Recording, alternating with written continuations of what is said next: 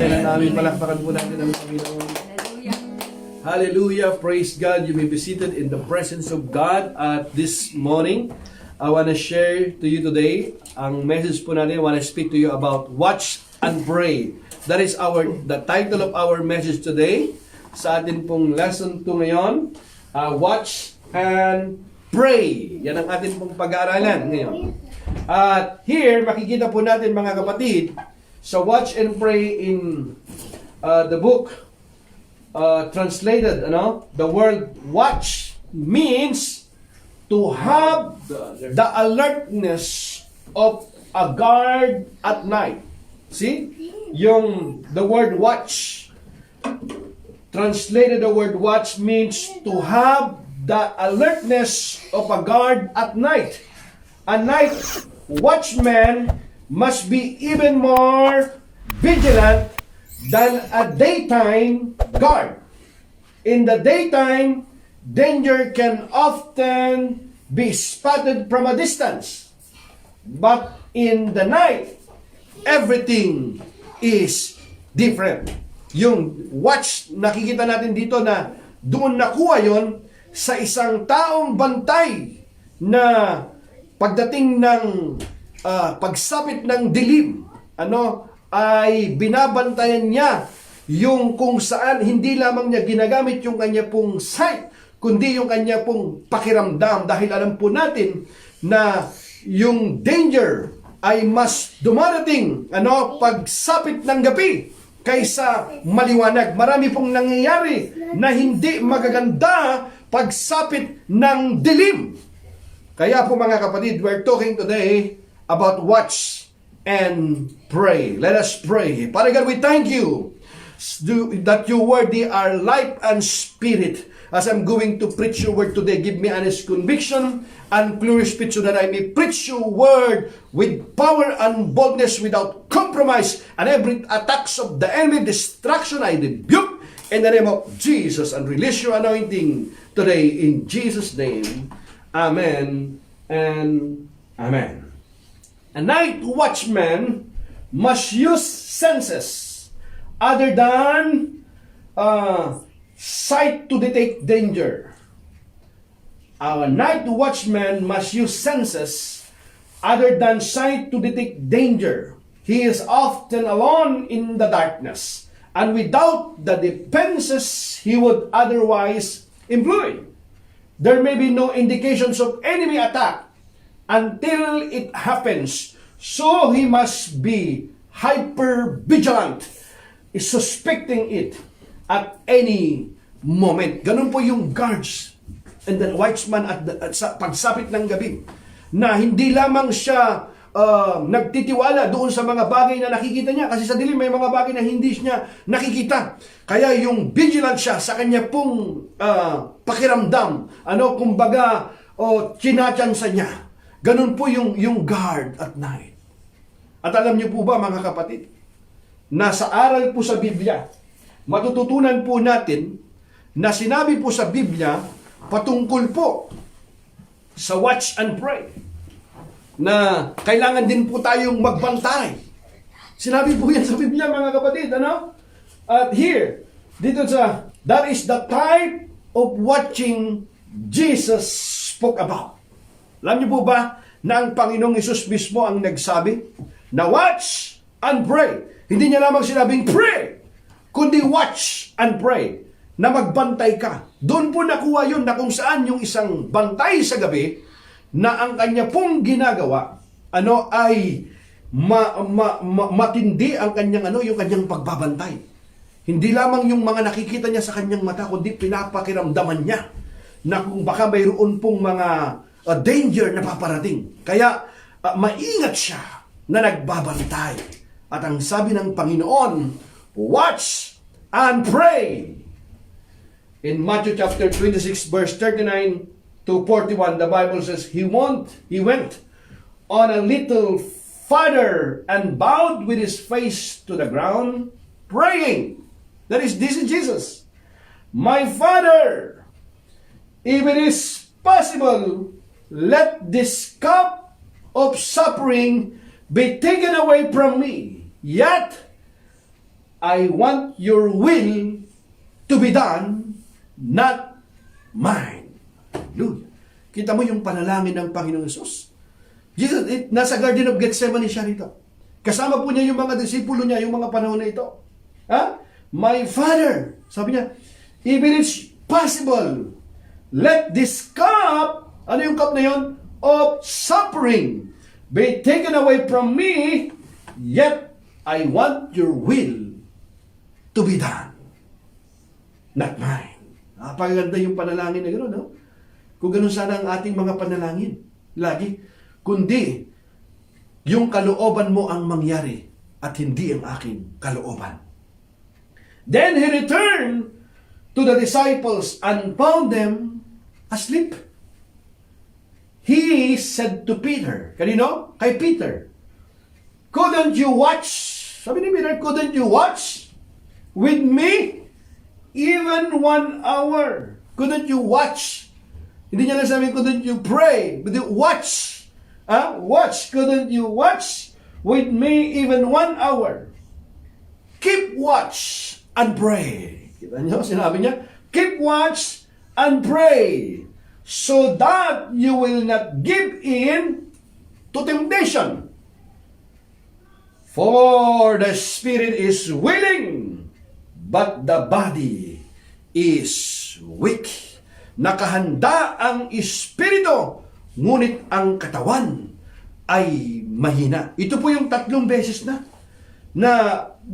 nakatatlong beses nang pabalik-balik ang Panginoon dito eh. Pero pagbalik po ng Panginoon, nakikita niya po lagi ang kanya pong mga disipulo, ang kanya pong mga alagad na natutulog.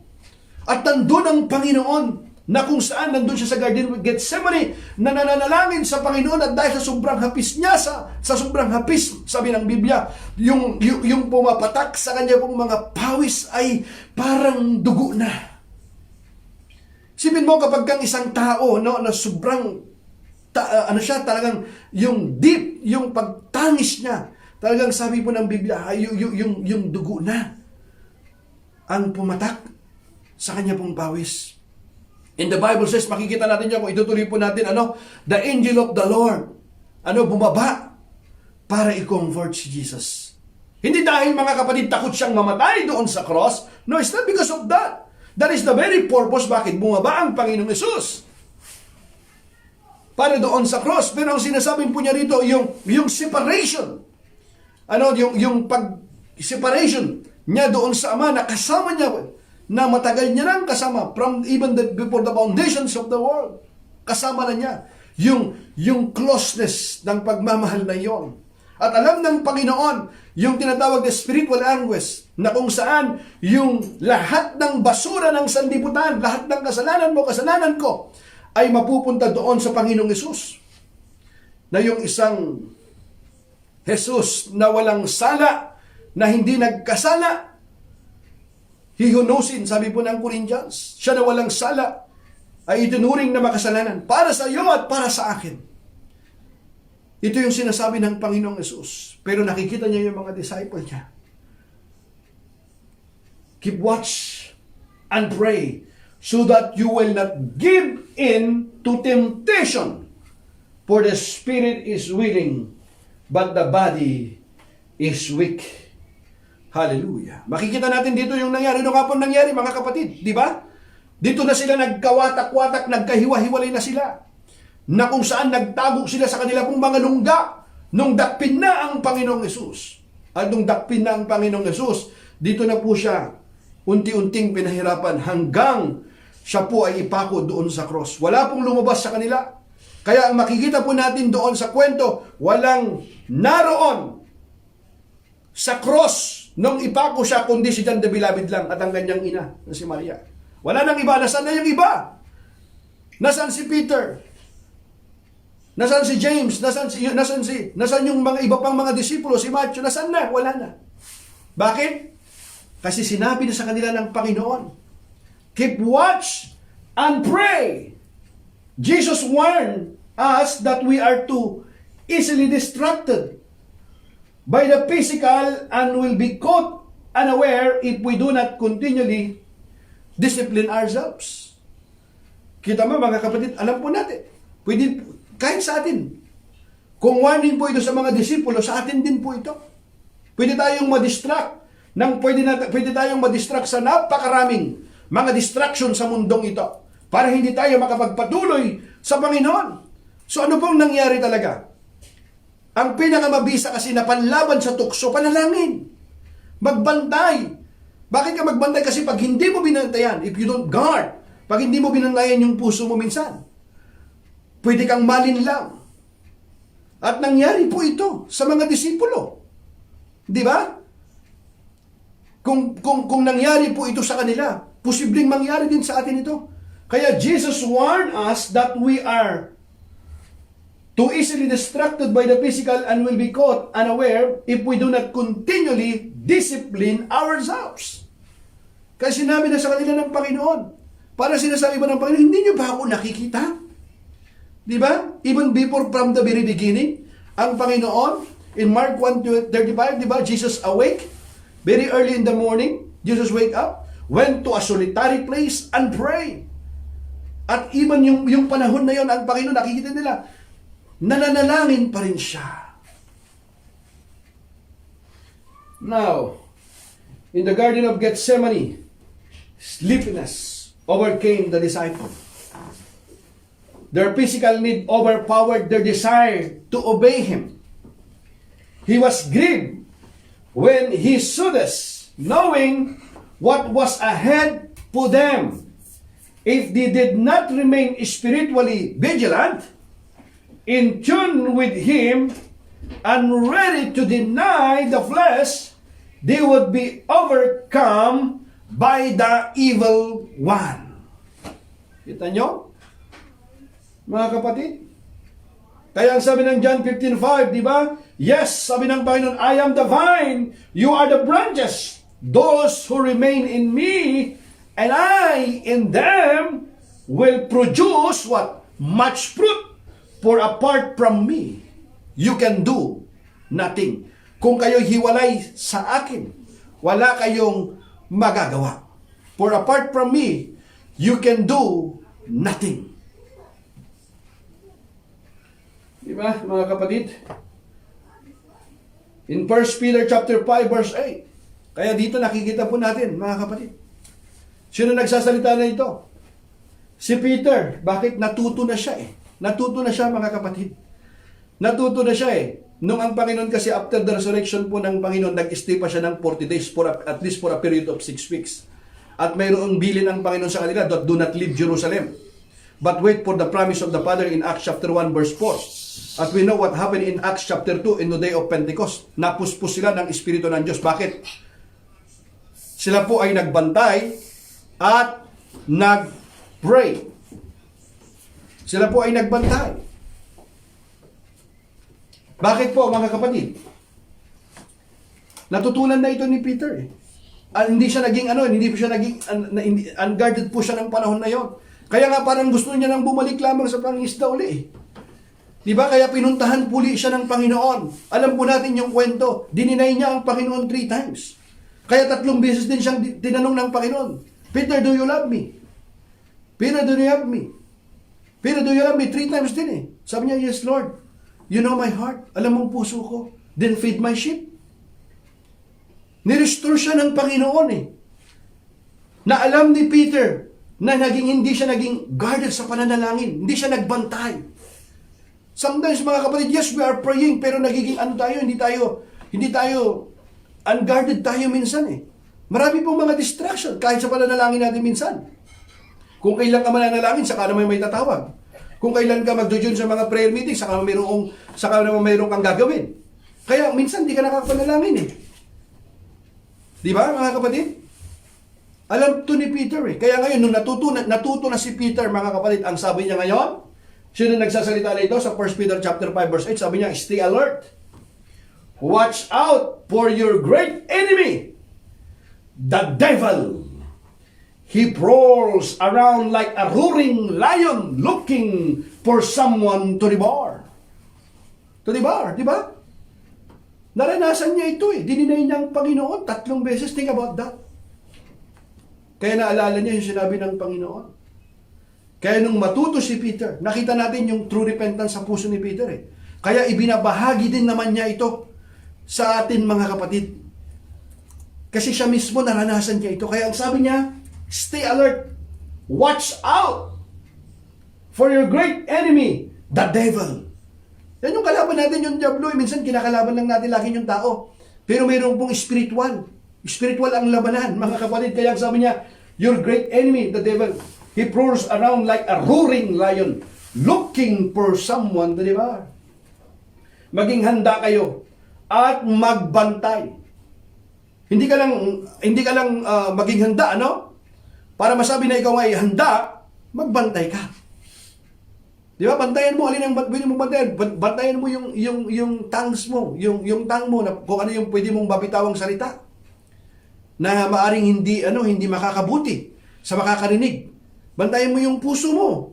Di ba? Yung isipan din natin. Mamaya ano-anong mga worries na pwedeng maka-stress, magbigay ng stress sa atin. Magkasakit ka pa. Di ba? Kaya ang sabi ng Biblia, maging handa kayo. Sabi ni Peter, maging handa kayo at magbantay. Ang diablo ang kaaway ninyo. Kanino daw? Sino daw? Ang diablo ang kaaway ninyo. Anong ginagawa niya? Ay parang leong umuungal at aali-aligid na naghahanap ng malalapa. Kapag hindi ka nagbantay. Di ba? Nakalimutan mong mag-pray. Inuna mo pang magtimpla ng kape. Nakalimutan mong manalangin kahit na maiksi lamang. Dire-diretso ka na sa trabaho mo. Di ba? Nakarating ka na lahat doon. Nakalimutan mo pala kahit mag-pray lang ng kunti. Kaya nakita mo yung minsan yung araw mo hindi naging maayos. Kasi ang kulang pala sa buhay natin yung panalangin. At hindi tayo nagbabantay. Pero sinabihan na tayo. Amen? Mga kapatid, kasi yung diablo daw, ano yan eh, umaali-aligid siya. At naghahanap ng malalapa. Paano kung ikaw ngayon yung target niya? Alam nyo, kapag nanonood ka ng mga, nanonood ako dati kasi ng ng National Geographic, ang target lagi ng leon, di ba? Ano yan eh, kumbaga, ang umpisa yan, medyo atungal lang muna yan. Ganun muna yan eh. Pero yung mga deer, kahit na medyo alam nilang nandyan yung leon, hindi sila basta-basta tumatakbo kasi mas bilis silang tumakbo eh. Kaysa sa leon eh. Pero, yung distance, nakaano lang sila, may mga distance yan. Pero ang gagawin naman ng yun, ganun yun, mananakot muna yan eh. Tapos tatakbo yan, magtatakbuhan ngayon yung mga deer. Ngayon, titingnan niya ngayon kung sino yung mga doon, kung sino yung pipilay-pilay. Kung sino yung pinaka may weakness na makita niya na hindi mabilis tumakbo. Yun ngayon ang target niya. Yun ngayon ang focus niya. Hindi niya yung 10 na nagkakatipon doon. No. Isa lang ang kanyang target doon. Kaya pag tumakbo siya dahil natakot na, nakita niya yung weakness na, kaya nalalapa. Ganun minsan ang target ni Satanas kung kailan ka mahina. Kung kailan ka maraming problema, kung kailan ka maraming utang, kung kailan ka maraming alalahanin, kung kailan ka mayroong sakit, kung kailan kayo hindi magkasundo ng asawa mo, kung kailan ka nawalan ng trabaho, kung kailan ka mahina, doon ka tatarget ni Satanas. Kita mo yung diablo, ganyan, aatu-atungan yan eh.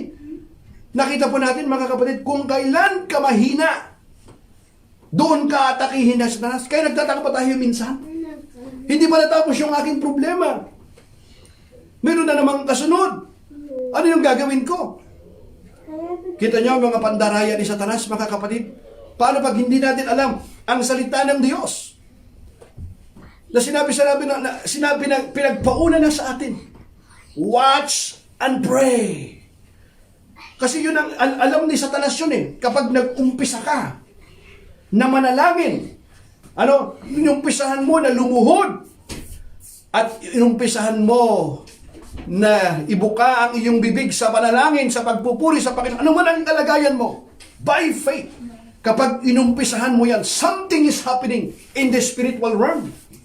At alam ni Satanas na yun ang pinaka-weakness din niya. Alin? Kapag ikaw ay nag-umpisang manalangin, saan? Even in bad times or in good times, you continue to worship the Lord. Yan ang kinakatakutan ni Satanas. At yan ang hinahanap ng Panginoon, mga kapatid. Na tayo'y nagpapatuloy na manalangin pa rin. Patuloy tayong maglingkod pa rin sa Panginoon kahit sa panahon ng kahirapan dahil alam natin na ang Diyos kasama natin. Hallelujah! Amen. Purihin ang Panginoon. The devil is a liar. Jesus' disciples today must also watch and pray. We are easily distracted by this world. Our fleshly needs and desires and the schemes of the enemy. Bantayan natin po yan, mga kapatid. Kasi tinawag tayo ng Panginoon to fix our eyes on Jesus. Yung mga bagay ng mga panlangit at hindi lamang yung mga panlupa. Kaya minsan yung panahon, yung oras na dapat iukol natin sa Panginoon. Dahil sa mga bagay sa mundong ito, hindi natin na ipagkakalob ang bagay na para sa Panginoon. Hindi natin alam. Ito pala'y mga strategy ni Satanas na kanyang ginagamit.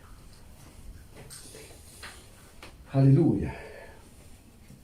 Kaya ang sabi ng 2 Corinthians chapter 2 verse 11, for what man knoweth the things of a man, save the spirit of man which is in him. Even so the things of God knoweth no man but the Spirit of God. Hallelujah. Hallelujah. Amen. Next. Di ba?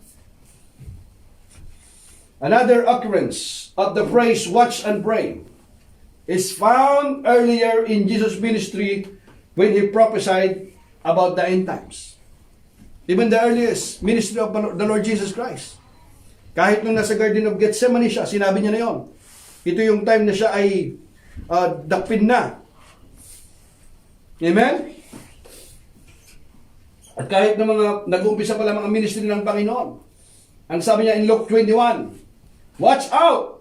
Don't let your hearts be dulled by carousing and drunkenness, and by the worries of this life. Don't let that day catch you unaware like a trap, for that day will come upon everyone living on the earth. Keep alert at all times. Or other version, keep watch.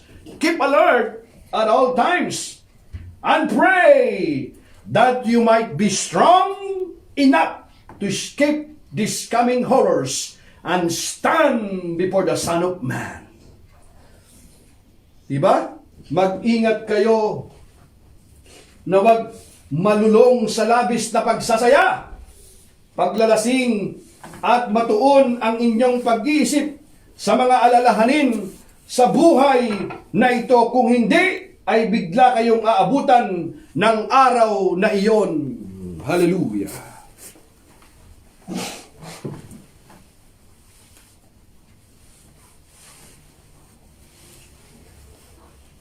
Praise the Lord. Amen.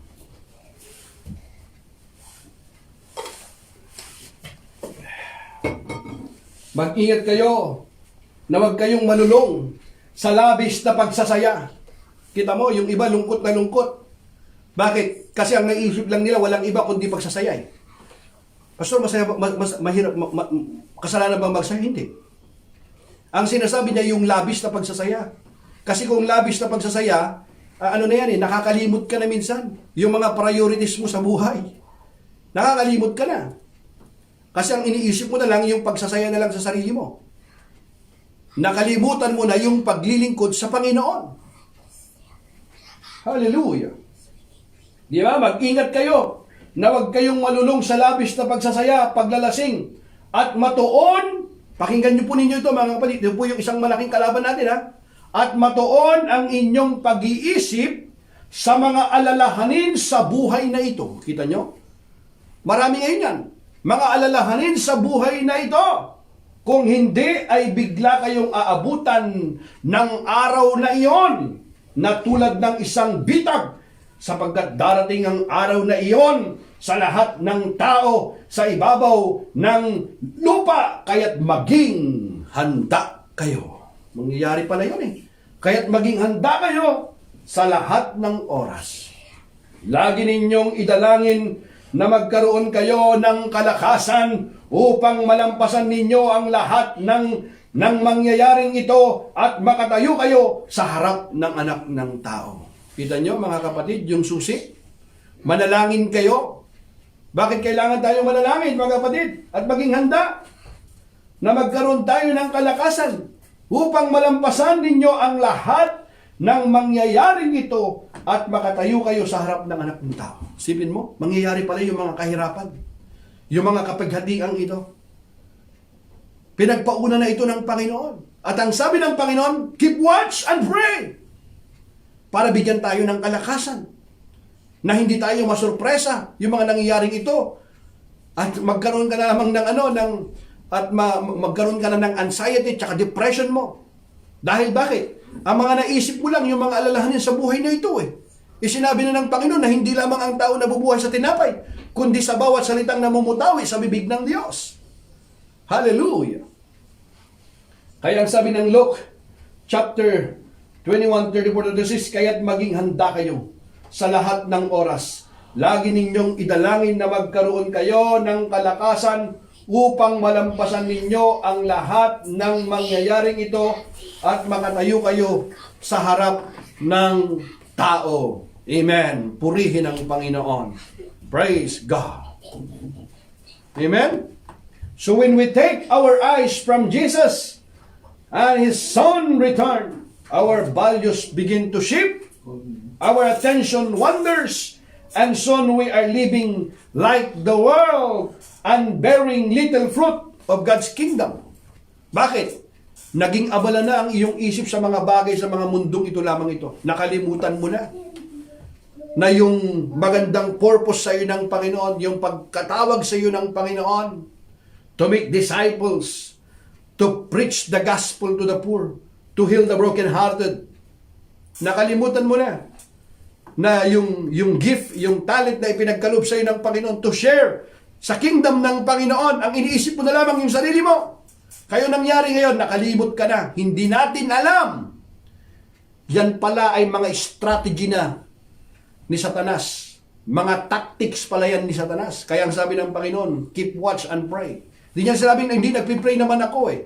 Hindi nang sinabi naman na magpipray ka. Watch din, watchful ka rin. Kailangan be on guard din, watchful ka rin. Bakit? Kasi akala mo okay lang eh. Pero hindi mo pala alam. Di ba? Ganun yun. Deceiving kasi yan si Satanas eh. Very deceitful yan. Kaya kailangan tayong maging discerning din tayo, mga kapatid. Amen? Purihin ang Panginoon. In 1 Timothy chapter 6 verse 17-19, makita yung mga distraction ito eh. Teach those who are rich in this world not to be proud and not to trust in their money, which is so unreliable. Their trust should be in God. Hallelujah. Amen?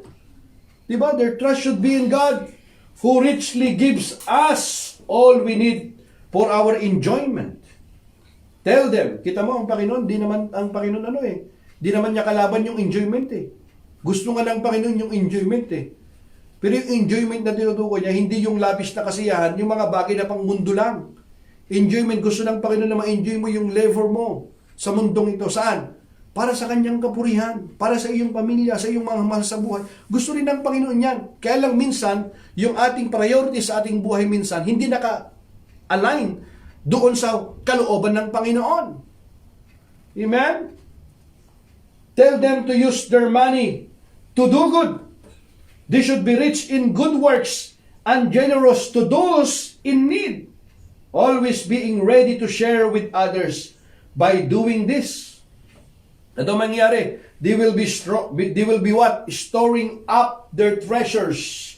Their treasure as a good foundation for the future, so that they may experience true life. Hallelujah. You see the key? You see the key there? You want to experience true life? See, look. Just obey and abide. Abide and obey. Sa kalooban po ng Panginoon na alin? Be ready lagi. Saan? Sa paggawa ng mabuti. Diba?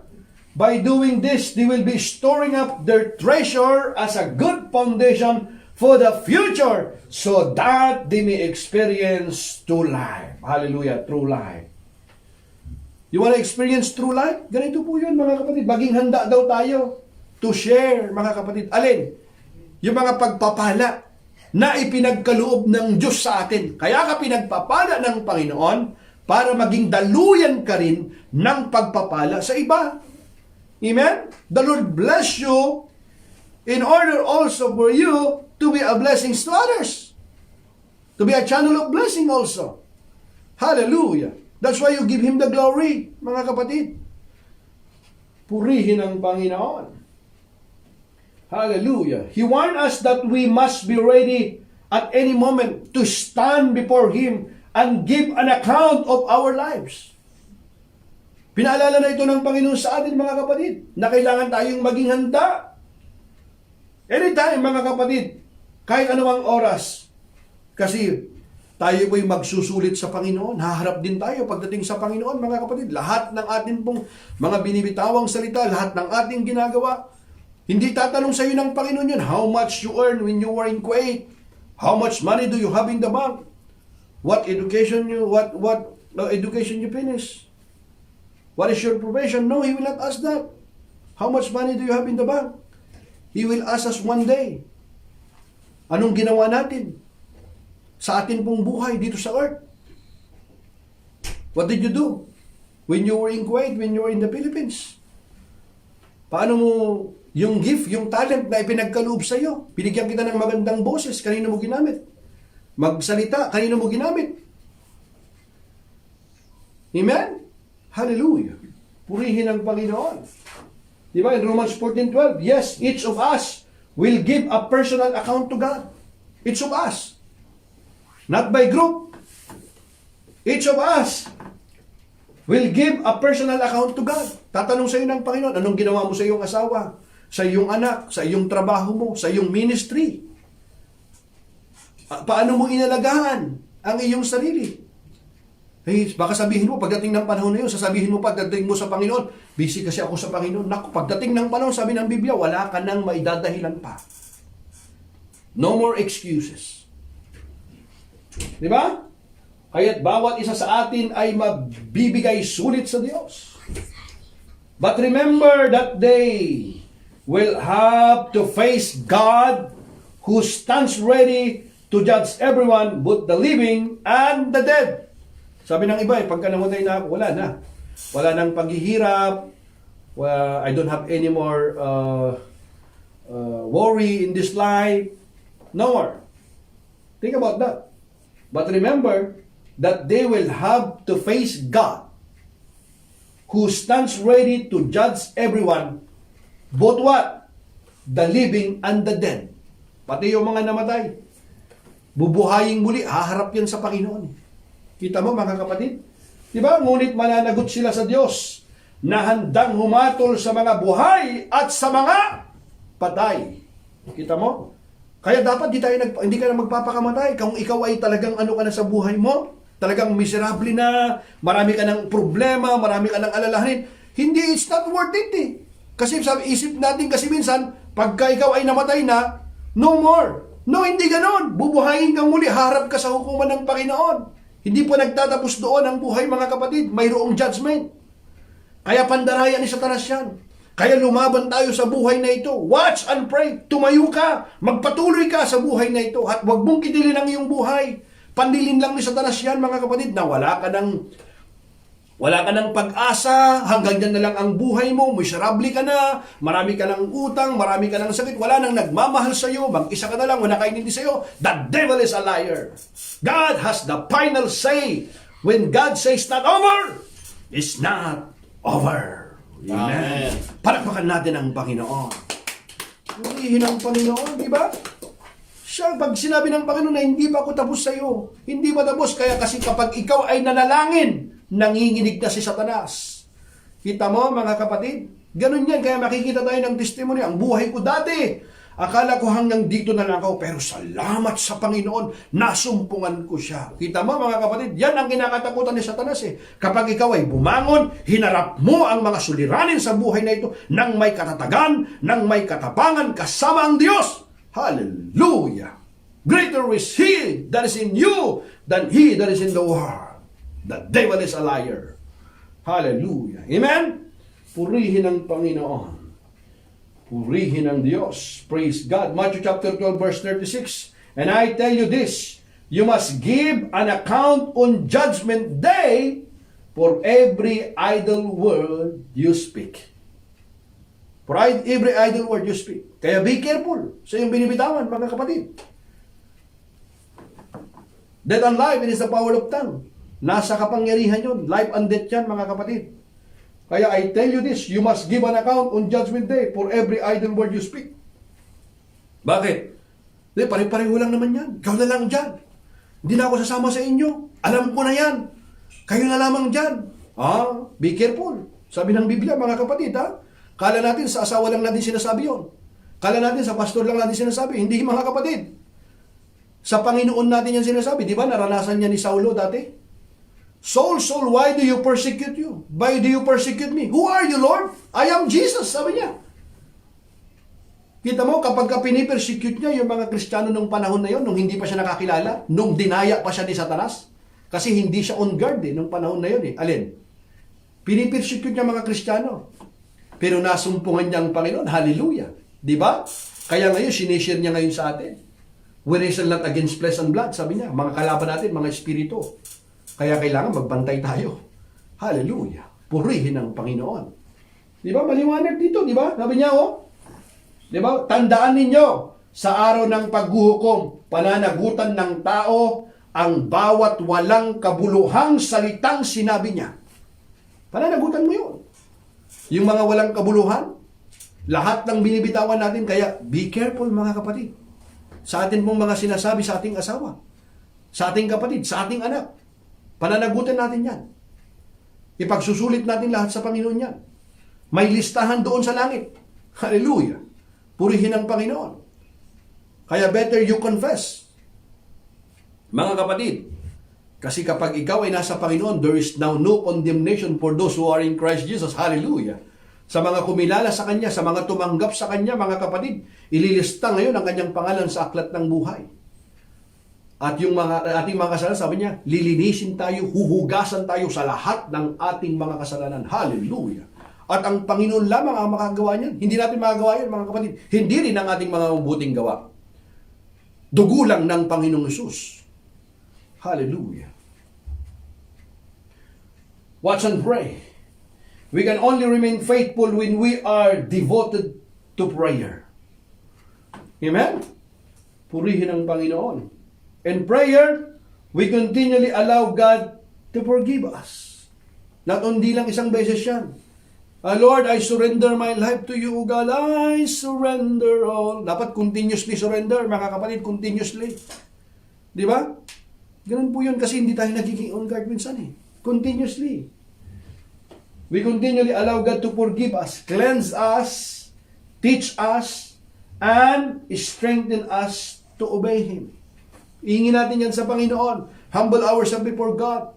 Lord, tulungan mo ako, Panginoon, na gusto ko, Panginoon, na mag-ukol ng oras sa iyo, Panginoon. Di ba, maraming mga beses, na imbes unahin mo ang panalangin, anong inuuna mo? Inuuna mo ng na kumita ng pera kasi isip mo, ito yung kailangan mo. Hindi masama ang kumita ng pera, pero panahon ng pananalangin. Wala ka. Bakit? Kasi ang isip mo, ito kumita ng pera. Walang masama na kumita tayo ng pera. Pero yung pananalangin, do not underestimate, mga kapatid. Every time you open your mouth in prayer, you're not wasting your time. You are speaking to the King of Kings and Lord of Lords. Think about that, mga kapatid. Kaya pag-ukulan natin ito ng panahon, magbantay tayo kasi minsan, hindi tayo nakabantay Kaya sabi ni Kristo, keep watch. Not only pray, watch also. Yung ginagawa ko ba, Panginoon, magbibigay ito ng kaluguran sa iyo? Yung akin bang ginagawa ngayon, Lord, ikaw ba ay natutuwa? It brings glory to your name? Di ba, mamaya sinasabi ng Panginoon, anak, nakakalimot ka na. Diyan ka na lamang subsub ka na sa katrabaho mo, pero ano pa na nangyayari? Paikot-ikot lang ang buhay mo. Bakit? Kasi gusto ng Panginoon daalin, mag-spend ka ng time sa Kanya. Gusto ng Panginoon na encourage mo yung family mo to share the word of God to your family. Ang inuuna mo, busy ka. Kaya nangyari, minsan 10 taon na, yung buhay mo paikot-ikot ka lang in wilderness. Think about the Israelites, mga kapatid. Ang plano ng Panginoon sa kanila, original lang plan ng Panginoon sa kanila, they will bring where? They will bring them to, saan sila dadalhin? To a land flowing milk and honey. They will just travel for 2 weeks. But what happened? They stayed for 40 years in the wilderness. Because of what? Because of their stubbornness. Because of their disobedience to the Lord. Alam natin that yung kanilang obedience is only partial obedience. And partial obedience is disobedience. And delayed obedience is disobedience at all.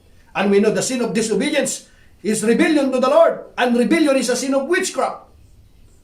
Kita nyo mga kapatid, pandaraya ni Satanas yan, tuloy-tuloy yan.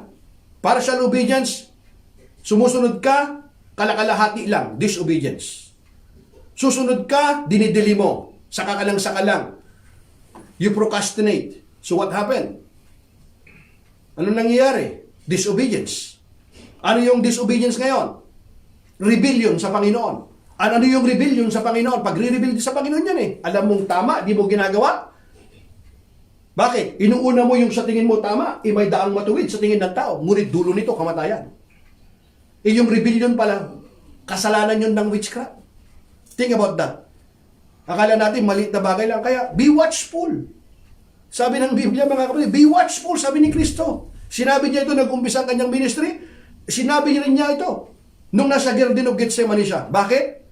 Para paalalahanin tayo. Sinabi rin ito ni Apostol Pablo. Sinabi rin ito ni Peter. At ngayon, mga kapatid, sinasabi sa atin ito. Tayo mga Kristiyano, na dapat huwag tayong magpalinlang kay Satanas. But huwag din natin i-underestimate si Satanas. Kasi, bakit? Maraming galamay yan eh. Na pwedeng para nga siyang leon na umaatungal eh. At ang mabisa na para siya ay labanan natin, yung salita ng Diyos, mga kapatid. Mabisa ito eh. Di ba? Alam mo, naka-on guard ka. Alam mo, salita ng Panginoon. Nagpipray ka. Eh, kung gusto mo na na mananagumpay, mga kapatid, open your mouth in prayer. Amen? Purihin ang Diyos. In order to keep watch, we must pray for endurance and freedom from distractions. Amen? Maraming mga distraction kung minsan. Kailangan committed ka doon sa bagay na yun. Kaya ang sabi ng Hebrews chapter 12 verse 2, looking unto Jesus, the author and finisher of our faith. Hallelujah. Sino daw yon? Si Jesus. The author and finisher of our faith. Oh, for the joy that was set before him, endured the cross, despising the shame, and is set down at the right hand of the throne of God. Hallelujah. Purihin ang Panginoon. Amen? Sabi ng verse 2 sa NLT, we do this by keeping our eyes on Jesus, the champion who initiates and perfects our faith. The champion. Gusto mo ng champion ka? Hallelujah. You want to be a champion for Christ? See? Keeping our eyes on Jesus. Para hindi ka ma-distract. Pag nasa church ka, alam kung saan-saan. Hindi ka observer. You should be a worshiper. Hallelujah. And you should what? Get connected to become worker. Hindi ka lang observer eh. May mga minsan, anong mayroon dyan? Puro ka tanong ng tanong. Walang magagawa sa tanong mo, mga kapatid. Di ba? Dapat action din tayo, mga kapatid. Hindi lang yung kasi yung minsan, ka na eh. Di okay lang naman. Walang masamang magtanong, okay yan. That's good din, natututo ka eh. Pero kapag hindi tayo kumikilos, na pinapakilos ka na ng Panginoon, hindi ka pa gumagawa, nako, yan ay mga pannilinlang, pandaraya ni Satanas yan. Kasi ayaw ni Satanas na ikaw ay maglingkod sa Panginoon. Ayaw ni Satanas na ikaw ay magbantay. Ayaw na Satanas na manalangin ka. Kasi kung manalangin ka, anong mangyari? Champion ka eh. Magiging maayos ang pamilya mo. Magiging set free ka sa mga financial bondages. Alin pa? Magiging worker ka doon sa vineyard ng Panginoon. At yung mga dating adik, magiging maayos ang buhay. Yung mga dating lasinggo, magiging maayos ang buhay. Di ba? Yung mga dating sugarol, magiging magkaroon ng oras sa kanilang mga anak. Ayaw ni Satanas yan. Ang gusto ni Satanas, malugmok ka dyan sa sugalan. Malugmok ka dyan sa droga. At hindi kayo magkaayos ng pamilya mo. Para doon ka pumunta sa mga beer house, sa mga disco. Doon ang gusto sa Satanas sa'yo. Ang plano si Satanas, the thief does not come except to steal, to kill, and to destroy. John chapter 10 verse 10. Magandang plano ni Satanas sa'yo? Wala. Wasakin ang iyong buhay, ang iyong kinabukasan. Kaya ang sabi ni Kristo, but I have come to give you life, and life abundantly. Kita mo? Hallelujah. Purihin ang Panginoon. At gusto ng Panginoon sa atin pagbantay tayo, manalangin. Purihin ang Panginoon. Yan ang kalooban ng Panginoon. Lalaki ang mga bata na may takot sa Panginoon, mabuting halimbawa sa kanilang mga kamag-anak, sa atin pong environment, magiging ano sila, kumbaga kapakipakinabang sa atin pong bayan. Hallelujah! Ayaw ni Satanas yan eh. Naging maging maayos ang buhay mo, na maging masagana ang iyong pamumuhay, ayaw ni Satanas yan. Kaya kailangan, mga kapatid, ano tayo? Maging on guard din tayo yan. Amen? Walang masama na tayo ay maging ano tayo, hardworking tayo. No? Walang masama yan. Gusto nga ng Panginoon eh, yun eh. Pero yung mga bagay, pagdating na sa Panginoon, huwag mo nang kukunin. Don't take anything that is not belongs to you. Because if you take something, the Lord will give everything that He gave to you. If you take something that is not belongs to you, you take it, then God will take it everything. Look at what happened to Adam and Eve. They don't, in the Garden of Eden, they are freely to eat everything. But don't touch, Which one? The fruit of knowing good and evil. Don't touch, because if you touch that, if you eat that, this is what happened. So what happened? They eat it. Anong nangyari? Lahat ng binigay sa kanila, wala eh. Kita nyo, mga kapatid, pinalaya sila. Saan? Sa hardin ng Panginoon. Yung mga bagay na para sa Panginoon, huwag mong gagalawin. Don't touch it. Yung oras na pananalangin, pray. Amen? Take time. Amen? And be on guard ka rin. Yung telepono mo, pag nanalangin ka, pag tumunog, emergency ba yun? Itabi mo ng kunti, silent mo. Pag may tumawag sa yung boss mo, sorry, I didn't answer your call because I'm praying that time. Ano naman, masama doon kung totoo naman. Hindi nananalangin ka, hello? Huwag ka nakalimutan mo na. Kita mo, mga pandaraya ni Satanas yan.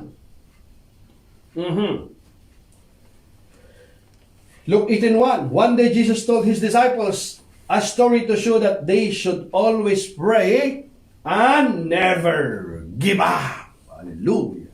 Never give up. Purihin ang Panginoon. Sabihin mo sa iyong salita. Sabihin mo sa iyong katabi. Never give up. Sabihin mo sa iyong salita. Hindi ako mag-give up. I never give up. I continue to run the race. I continue what? To serve the Lord. I continue to pray. I continue to serve the Lord no matter what. My eyes fixed on Jesus. Hallelujah. The author and finisher of my faith. Hallelujah. Purihin ang Panginoon. Praise God. Pray in the Spirit at all times and on every occasion. Stay alert and be persistent in your prayers for all believers everywhere. Yan ang hinahanap ng Panginoon, yung persistent. Hindi yung magaling lang sa umpisa. Hindi. Ang gusto ng Panginoon, magaling sa umpisa hanggang sa huli, magaling. Champion ka. Amen? You want to be a champion for Christ? Di ba? Purihin ang Panginoon. Pray in the Spirit at all times. What does it mean? Kahit nasaan ka. Hindi naman laging inaano mo yung kailangan malakas laging boss mo. Hindi. Ibig sabihin yung binibeditate mo lang yung kabutihan ng Panginoon. Di ba yun ang ibig niyang sabihin dito sa Ephesians, sa 1 Timothy 5:17, na ang sabi sa 1 Timothy chapter 5 verse 17, elders who do their works, well, next, verse 17, next. 1 Peter chapter 4 verse 7, the end of the world is coming soon, therefore be earnest and disciplined in your prayers. Hallelujah. Kita nyo mga kapatid? Be disciplined in your prayers. Praise God. The end of the world is coming soon. Therefore, be earnest and disciplined in your prayers. Discipline ba tayo sa ating prayers? Yun nakikita natin mga kapatid, ng mga bagay na ito. We watchful tayo doon, mga kapatid. Di ba? Malapit na ang wakas ng lahat ng bagay, kaya't maging mapagtimpi kayo at panatilihing malinaw ang inyong pag-iisip upang kayo'y makapanalangin. Purihin ang Panginoon. You see that? Mga kapatid, makapanalangin. Yun ang gusto ng Panginoon sa atin eh. Di ba? Ako kasi mga kapatid, naging ugali ko na kapag ka talagang that is my habit now. Before I get up on my bed, even just a minute only, Lord, I just say, Lord, thank you, Lord. Praise God. Before I will do anything, before I will go to the bathroom, or I go to the kitchen, I will just make sure, before I get up on my bed, I said, Lord, thank you. I give you praise today. I'm still alive. Praise God. A simple prayer. It makes a big impact, a difference, mga kapatid. Don't underestimate that, mga kapatid. A woman who know how to pray, don't underestimate that. Purihin ang Panginoon. Di ba? Yun ang sinasabi niya ng pray without ceasing. Panalangin walang humpay. Dear friends, don't be surprised at the fiery trials you are going through, as if something strange were happening to you. Di ba sabi niya, dear friends, don't be surprised at the fiery trials you are going through, as if something strange were happening to you. Sabi niya, huwag kayong masurpresa yung mga bagay na ito. Sabi niya, mga minamahal, huwag kayong magtaka sa mga mabibigat na pagsubok na inyong dinaranas na para bang ito'y di pangkaraniwan. Hindi naman pangkaraniwan yan eh. Di ba, kahit ngayong mayaman, nakakaranas kayo ng kapighatian. Dumating na nga yung itong salot na ito, na perwisyo sa buhay, kita mo? Yung may mga pera, panahon na kahit may mga pera, walang magawa eh. Di makapunta ng hospital, puno eh. Kita nyo? Dumating yung panahon na yun. Ito lang na isang na ito, itong virus na ito. Kita nyo mga kapatid? Kaya panalangin natin na patibayin tayo ng Panginoon, patatagin tayo ng Panginoon. At kung wala tayo sa Panginoon, sabi ng Biblia, wala kayong magagawa. Kita nyo mga kapatid? Watching, in this spiritual sense of watching and praying, is being aware of the snares of the world. Hallelujah. Let me repeat that. Watching, in this spiritual sense of watching and praying, is being aware of the snares of the world. Kita mo, dapat magbantay tayo at dapat yung pakiramdam natin malakas din. Parang yung nagbabantay sa gabi, yung kanyang senses niya, yung atin pong discerning. Amen? Lalo tayong magsipag sa Panginoon, mga kapatid. Hallelujah. Purihin ang Diyos. Jesus is warning us to be on the lookout for anything in our experience on earth that would take away from our relationship with God. We are to abide in Christ. Kita nyo? Laging connected yan sa atin pong vision. Itong team natin, itong 2022. Abide and obey. We are to abide in Christ. We must abide in Christ. Di ba sabi niya, if you abide in me, and my words abide in you, you will ask what you desire, and it shall be given to you. Di ba? In John 15:7? Hallelujah. We are to watch by being aware of the snares of sin and of the devil's schemes. Bakit? Magbantay tayo. Yung mga bagay na hindi nakalulugod na sa Panginoon, yung mga kasalanan, yung mga habit na hindi kalugod-lugod sa Panginoon, panahon na para pagsisihan natin yun, mga kapatid. Amen? Ano pa? Ano of the devil's schemes. Schemes kasi ito yung mga strategy niya, mga technique niya, mga pandaraya niya. We are to pray because it is God who has the power, and He has made prayer the means by which we communicate with Him and receive His strength. Hallelujah! Purihin ang Panginoon. Binigyan na tayo ng susi ng Panginoon para makausap natin ang hari ng mga hari, Panginoon at mga Panginoon in prayer. Hallelujah! And He will give us the power to overcome sin, to overcome temptation. He will give us the power to obey and to abide. Hallelujah. Purihin ang Panginoon. We watch out for sin and for the snares of the enemy. We also watch for the work of God. Yes, we also watch for the work of God, looking to see what He is doing, attentive attentive to His call in our own lives and giving Him praise.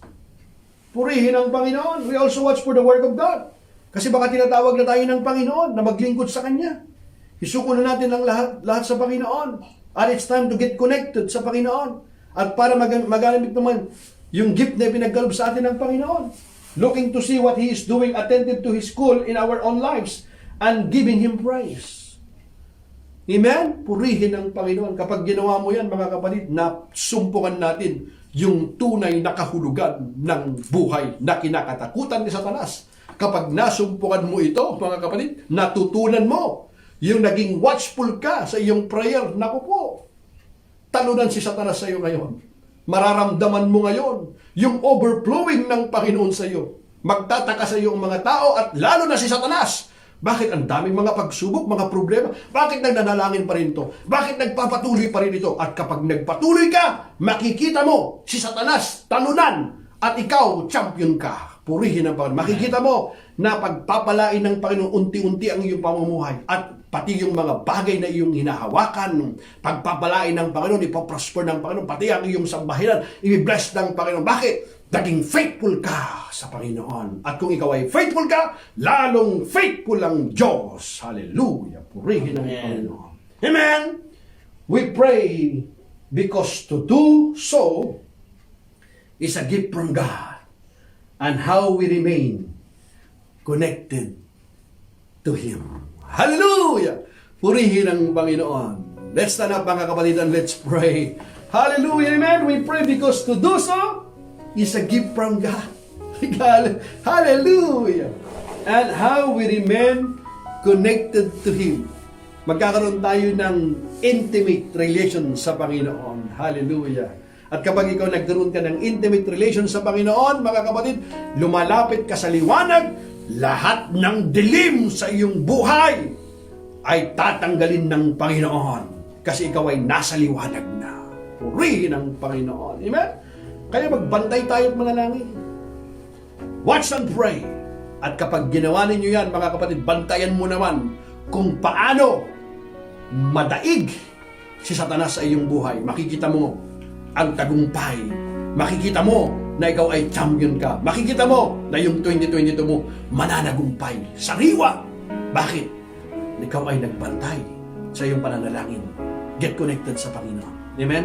Ayaw kong matapos ang gawain ninyo without giving you an opportunity to make Jesus the Lord of your life. Kung alam mo, sa oras na ito, na ikinakausap ka ng Panginoon, ito yung tamang panahon para isuko mo na ng lubusan ang iyong sarili sa Panginoon. Hindi ito aksidente or coincidente. This is the right time. God is calling you for such a time as this. Give your life to Jesus. Surrender your life to Christ. Sabihin mo ito na nagmumula sa puso. Sabihin mo ito, dakilang Diyos, sa oras na ito, humihingi ako ng tawad. Pinagsisihan ko ang aking kasalanan.